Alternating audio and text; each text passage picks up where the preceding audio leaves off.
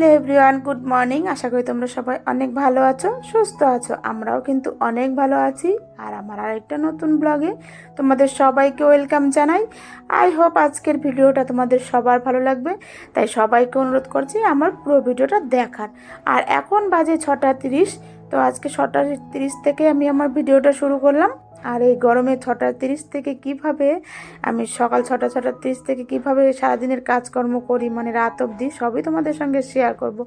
তো সকালবেলা ঘুম থেকে উঠে আগে নিজে ফ্রেশ হয়ে তারপর চলে এলাম রান্নাঘরে। এসে আগে কিন্তু আমি আমার থাইরয়েডের ওষুধটা খেয়ে নিচ্ছি, কারণ আগে নিজেকে সুস্থ রাখতে হবে, তারপর কিন্তু পরিবারের সকলকে আমি সুস্থ রাখতে পারবো, তাদের প্রতি খেয়াল রাখতে পারবো। তাই আগে নিজেকে সবসময় অ্যাক্টিভ রেখে সুস্থ রেখে তারপর কিন্তু সবার প্রতি আমি ঠিক খেয়াল রাখতে পারবো। তো এদিকে দেখো সকালবেলা ঘুম থেকে উঠে ফ্রেশ ট্রেশ হয়ে তারপর করে নিচ্ছি একটুখানি চা।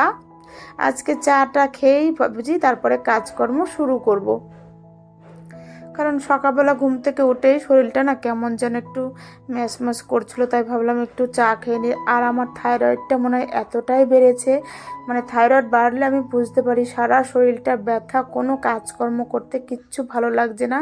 তো ভাবছি এবার ডাক্তার দেখিয়ে তারপর ওষুধটা নেব, কারণ অনেক দিন হলো ব্লাড টেস্ট করা হয়নি থাইরয়েডের, হয়তো অনেকটাই বেড়ে গেছে। আমার শরীরটা দেখে আমি নিজেই বুঝতে পারছি যে এতটা শরীর ভারী হয়ে গেছে, আর সারা শরীরটা এত ব্যথা, ঘিটে ঘিটে মানে হাতে পায়ে সারা শরীর এত ব্যথা, কাজকর্ম করতে ইচ্ছে করে না। তবুও কী করব, ইচ্ছে না করলে তো আর বসে থাকলে হবে না। আমাদের ঘরের বউদের হাজার শরীর খারাপের মধ্যেও কিন্তু আমাদের কাজকর্ম করতে হবে, স্বামী সন্তান সবার প্রতি খেয়ালও রাখতে হবে, তাদের সময় মতো খেতে দেওয়া, রান্না বান্না করা, সংসারের প্রচুর কাজ থাকে, তো সবই আমাদের করতে হবে যতই শরীর খারাপ থাকুক। তো আমি কিন্তু শরীর খারাপ নিয়েও একটু সেকেন্ড বসেও থাকি না। তারপর দুপুরে তো একটু রেস্টও পাই না, সারাদিন কাজকর্মের মধ্যে দিয়ে আমার সময়টা কেটে যায়। আর সারাদিনের কাজকর্মের মধ্যে থাকি বলেই আমার সারাদিনটা যে কিভাবে কেটে যায় আমি সেটাও বুঝতে পারি না। আর শরীর খারাপটা মনেও হয় না যে আমার শরীর খারাপ, সারাদিন এই কাজকর্মের মধ্যে থাকি আর বুঝতেও পারি না। যখন একটু সন্ধেবেলা বসি না আর সকালবেলা যখন ঘুম থেকে উঠি তখনই আমি বুঝতে পারি যে আমার শরীরটা কতটা খারাপ, কারণ সকালবেলা ঘুম থেকে উঠেই হাত পা মনে হয় নাড়াতে পারি না, এত ব্যথা থাকে। আর যখন সন্ধেবেলা কাজকর্ম করার পরে একটু বসি ঘরে তখন মানে খুব ব্যথা, খুব ব্যথা। তাই ভাবছি এবার ডাক্তার দেখিয়েই তারপর থাইরয়েডের ওষুধটা খাবো। তো তোমাদের সঙ্গে কথা বলতে বলতে তো আমার অনেক কাজই হয়ে গেল। ওদিকে সোনামাকেও একটু খাইয়ে নিলাম আমি চা খাওয়ার পরে। আর আজকে ভাবছি ঘরটা ডিপ ক্লিন করব, আর এমনিতেই চৈত্র মাস একটু ঘর টর ঝাড়তে হয়, তাই আমি ঘরটাকে একটু ঝুলটুল ঝেড়ে নিলাম। আর কদিন আগেই তো ঝেড়েছিলাম।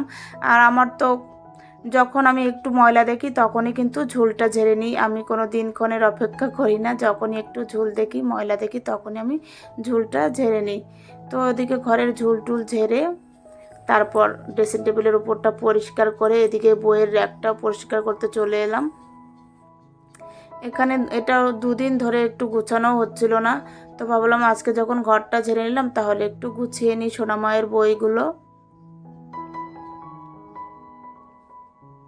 আর চৈত্র মাস তো শেষের দিকে, মানে বছরও শেষের দিকে, চৈত্র মাসে তো একটু ঘরটার ঝাড় দিতেই হয়, তাই আজকে আমি করে নিলাম, একটু ঘরটা ঝাড়ু দিয়ে নিলাম। দেখি আজকে একটা করব আর পরের দিন একটা করব, একদিনে পুরো ঘরটা করা যাবে না। একা একা বলছি না, এমনিতে আমার শরীরটা খারাপ, কাজের কোনো এনার্জি নেই, মানে কাজ করতে ইচ্ছে করছে না, এমন শরীর হয়েছে আমার। তো ভাবছি আস্তে আস্তে একটা একটা করে সব ঘর ঝেড়ে নেব। আজকে এই ঘরটা ঝাড়লাম, সামনের দিন আরেকটা ঘর ঝাড়বো। তো আমি ভাবি যে এইভাবে একদিন একটা একটা করে করব, কিন্তু আমার মানে মনটা যেন কেমন করে, ভাবি একটা ঘর পরিষ্কার করলাম আরেকটা ঘর ঝুল বা ময়লা থেকে গেল, এই ভাবতে ভাবতে না আমি পুরো ঘরটাই পরিষ্কার করে ফেলি। প্রত্যেক বছরই এই ভাবি যে একদিন একদিন একটা একটা করে ঝাড়বো, এক একদিন এক একটা ঘর ঝাড়বো, কিন্তু সেটা আর হয় না। তো একদিনই আমি সবই ঝেড়ে ফেলি, দেখি আজকে কত দূর হয়। তো এদিকে দেখো তারপরে খাটটা একটু ভালো করে মুছে নিলাম বিছানা তোলার পরে, কারণ বিছানা ঝাড়ার পরে তারপরে ঘরে ঝুলটুল ঝাড়ার পরে একটু খাটে ময়লা থেকে যায়, তো খাটটাও ভালো করে মুছে পরিষ্কার করে নিলাম। আর এই কাজগুলো যদি আমার প্রত্যেক দিন না হয়, যখন সময় পাই বা সপ্তাহে 1 দিন 2 দিন করে করি না ঘরটা ডিপ ক্লিন, তাহলে কিন্তু দেখবে ঘরে অতটা ময়লা হয় না আর পরিষ্কারও থাকে ঘরটা। তো তারপর ঘরটাকে একটু ঝাড়ু দিয়ে নিলাম। সকালবেলা একবার আমি বাসি ঘর ঝাড় দিয়েছি, তবু এখন ঘরটা ঝাড়ু দেওয়ার পর তারপর আবার মুছবো, তাই মোছার আগে আমি আরেকবার ভালো করে ঝাড় দিয়ে নিলাম। তাহলে পরে মোছার সময় অতটা প্রবলেম হয় না, আর ঘরে অতটা ময়লাও থাকবে না। একা হাতে সমস্ত কিছুই আমাকে বুঝে বুঝে স্টেপ বাই স্টেপ কাজগুলো করতে হয়, মানে কোনটার পরে আমি কোনটা করব এইভাবে গুছিয়ে করি বলে আমার কিন্তু অতটা অসুবিধা হয় না, আর কোনো লোকেরও দরকার হয় না। আমার নিজে একাই আমি সমস্ত কাজকর্ম করতে পারি। আর আমার শরীরটা যদি ভালো থাকে না, তাহলে কিন্তু আমার আর কোনো চিন্তাই থাকে না কাজকর্ম নিয়ে। তো আমার কাছে সব থেকে বড় কাজ হলো এই ঘর মোছাটা আর স্নান পুজোটা। এই দুটো হয়ে গেলে না আমার শরীর অনেকটাই হালকা হয়ে যায়, আর আমি মনে হয় হাফ সুস্থ হয়ে যাই। এই কাজ দুটো যদি আমার হয়ে যায়, যে পুজো দেওয়া মানে স্নান পুজোটা আর ঘর মোছাটা। আর রান্না বান্না নিয়ে আমি অতটা টেনশন করি না, কারণ আমাদের বাড়িতে খাওয়ার অত ঝামেলা নেই কারোরই। শুধু এক মাংস ভাত হলেই কিন্তু আমাদের হয়ে যায়, খাওয়ার অতটা ঝামেলা নেই, মানে রান্না বান্নার অতটা আমার ঝামেলা করতে হয় না। আর তোমাদের দাদাভাইকে বলতে গেলে ওর খাওয়া নিয়ে কোনো অসুবিধা নেই, যা দেব তাই ও খেয়ে নেয়। আর আমার ছেলে শুধু একটু মাংস ভাত দিলে হয়েছে, আর কোনো প্রবলেম নেই। আর আমার মেয়ের তো কোনো কথাই নেই, আমরা যা পাই সেটাই ভালো খাই। তো আমাদের বাড়িতে খাওয়া দাওয়া বা রান্নাবান্না নিয়ে অতটা ঝামেলা হয় না।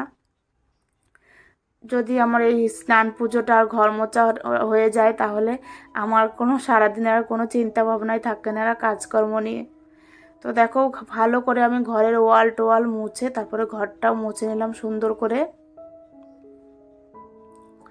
তো আজকের মতো আমার কাজকর্ম প্রায় শেষের দিকে। আর এদিকে দেখো আমার ঘরটা গোছানোর পর কেমন লাগছে তোমাদের একবার ফাইনাল দেখিয়ে দিলাম।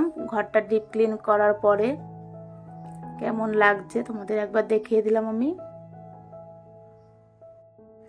আর আজকে সকালবেলা ব্রেকফাস্টে করে নিলাম চাউমিন। অনেক দিন খাওয়া হয় না চাউমিন, তো ছেলে বললো আজকে একটু চাউমিন করো। আর সোনামাও বলছিল অনেক দিন চাউমিন খায় না, তার জন্য সকালবেলা ব্রেকফাস্টে একটুখানি চাউমিন করে নিলাম। তারপরে ব্রেকফাস্ট করার পরে তারপর আমি বেসিনটা একটু পরিষ্কার করে ভাবছি এবার স্নান করে নেব। আর আমি বেসিনটা কিন্তু প্রত্যেক দিনই পরিষ্কার করে নিই, তাহলে অতটা ময়লা হয় না। তো দেখো তারপর স্নান টান করে আমি চলে এলাম রান্নাঘরে দুপুরবেলার রান্নার জোগাড় করতে। তো এদিকে ভাত বসাবো, তাই চালটা নিয়ে এলাম, চালটা ধুয়ে এবার ভাত বসিয়ে দেবো। আজকে করব ডাল, উচ্ছে কুমড়ো ভাজা আর পটল চিংড়ি। অনেক দিন মানে এবছরের প্রথম পটল চিংড়ি খাবো, এর আগের দিন ইঁচড় চিংড়ি খেয়েছি, আর আজকে খাবো পটল চিংড়ি। এদিকে দেখো উচ্ছে কুমড়ো আর আলুটা আমি ভাজা বসিয়ে দিয়েছি, আর ওদিকে ডাল ভাত হয়ে গেছে। আর আমি পটল কেটে নিচ্ছি, এবার পটল আলু কেটে নিচ্ছি পটল চিংড়ি করব বলে। পটল চিংড়ির থেকে আমাদের কাছে ইঁচড় চিংড়িটাই বেশি ভালো লাগে। তো বছরের একটা দিন তো পটল চিংড়ি খেতেই হয়, নতুন পটল উঠেছে। তো এদিকে দেখো আমি পটলগুলো ভাজা করে নিলাম, আর ওদিকে মাছটা ভালো করে বেছে ধুয়ে নিলাম, আর আলুটাও ভেজে নিলাম। দেখো পটল ভাজতে ভাজতে আমার কড়াইয়ের অবস্থা দেখো, আর চিংড়ি মাছ ভাজতে গেলে তো আরোই কড়াইয়ের অবস্থা একদমই খারাপ হয়ে যায়। দেখো চিংড়ি মাছ ভাজার পরে আমার কড়াইটার অবস্থা।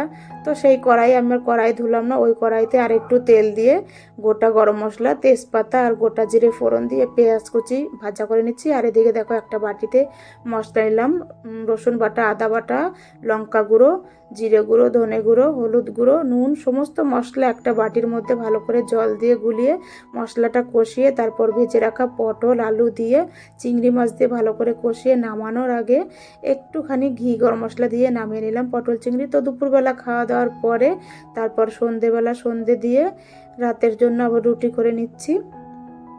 আর দুপুরের তো পটল চিংড়ির তরকারি আছে, ওটা দিয়ে আজকে রাতের ডিনার হয়ে যাবে আমাদের। তো আমার ভিডিওটা বন্ধুরা কেমন লাগলো অবশ্যই কমেন্টস করে বলবে, আর তোমরা অবশ্যই একটা লাইক দিও।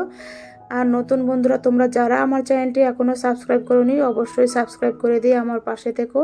তো আজকের মতো ভিডিওটা আমি এখানেই শেষ করছি। তোমরা সবাই ভালো থেকো, সুস্থ থেকো। আজকের মতো টাটা।